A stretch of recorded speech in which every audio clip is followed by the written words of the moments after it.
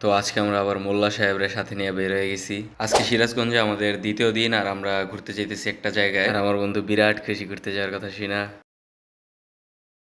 আর আজকে আমাদের গাইড হচ্ছে এই মোল্লা সাহেবই, কারণ মোল্লা সাহেবের উপর ভরসা করে আমরা বাসা থেকে বেরোইছি। আর যে জায়গায় ঘুরতে যাবো ওই জায়গার ব্যাপারে মোল্লা সাহেব কিছু টুকটাক আমাদের তথ্য দিতেছিল। এর মধ্যে যেমন কিছু তথ্য ছিল, উনি বলতেছিল একদিন নাকি এক লোক সকালবেলা ধান কেটাই না তার বাসায় রাখছে, তারপরের দিন সকালবেলা রোদ্রে পুইরা নাকি ওই ধান হঠাৎ করে খের হয়ে গেছে। এই আজগুবি ব্যাপার তোমরা বিশ্বাসই করতে পারিনি। আর এটা বিশ্বাস করে নেই দেখে উনি সাথে সাথে আমাদের ওই জায়গায় নিয়ে যায় ওটা বিশ্বাস করানোর জন্য। আর গিয়া তো দেখি ভাই ঘটনা আসলে সত্যি, ওই খের এখন ওই জায়গায় রয়েছে। পরে মোল্লা সাহেব আমাদেরকে আরো এক জায়গায় নিয়ে যায়, যে জায়গায় এমন আজব আজব ঘটনা আরো ঘটতেছিল।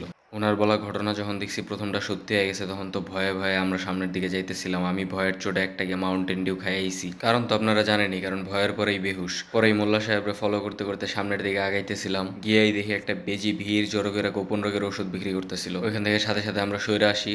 পর একটা গলি দিয়ে যাইতেছিলাম, আর মোল্লা সাহেব আমাদেরকে বলতেছিল যে সামনে নাকি এমন আজব আজব ঘটনা আরও আছে। ভিতরে তো একটা ভয়ে ভয়ে ঢুকতেছিল ভাই।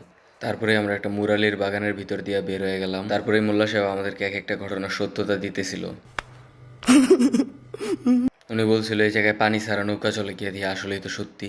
উনি আরো বলছিল এই জায়গায় প্লেনগুলো মাটিতে চলে গিয়ে দেখি এটাও সত্যি। উনি বলছিল এই জায়গায় হাতি ঘোড়া আকাশে উড়ে গিয়ে দেখি এটাও সত্যি। পরে দূর থেকে দাঁড়ায় দাঁড়ায় দেখতেছিলাম আর ভাবতেছিলাম ভাই কেমনে সম্ভব এগুলা। একটা জায়গায় তো মাছ উড়ে উড়ে আমাদের দিকে আসতেছিল, আমরা সাথে সাথে ওই জায়গা থেকে সরে যাই। পরে আমার বন্ধু এই এলাকার একজন মানুষরা দাঁড় করে জিজ্ঞেস করতেছিল ভাই কেমনে সম্ভব এইগুলা। তারপর আমরা একটু মাথা ঠান্ডা করে হালকা কিছু খায়া নেই। ওই জায়গায় দিয়ে একজন ওপেনে লাল পানি বিক্রি করতেছিল, বরফ দিয়া ঠান্ডা ঠান্ডা 2-3 গ্লাস মাইরা দিছিলাম।